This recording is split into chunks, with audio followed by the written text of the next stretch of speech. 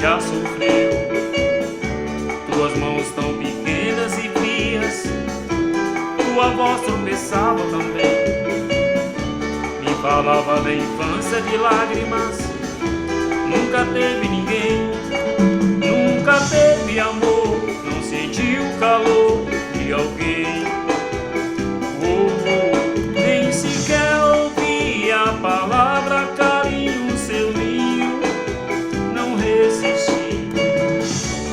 Sinceramente eu chorei de tristeza ao ouvir tanta coisa que a vida oferece e a gente padece sem querer. Depois de tudo que eu vi, não consigo esquecer. Ela me disse adeus e se foi, nem seu nome eu sei dizer. De onde ela veio, pra onde ela vai, de onde ela veio, pra onde ela vai, não sei dizer.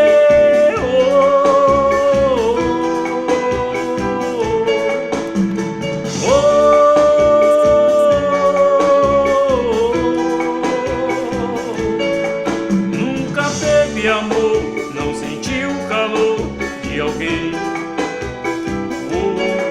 Nem sequer ouvi a palavra carinho, seu ninho, não resisti.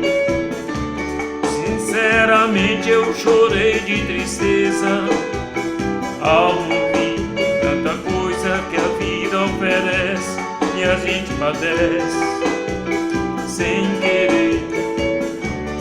Depois de tudo que eu vi, não consigo esquecer. Ela me disse adeus e se foi, nem seu nome eu sei dizer.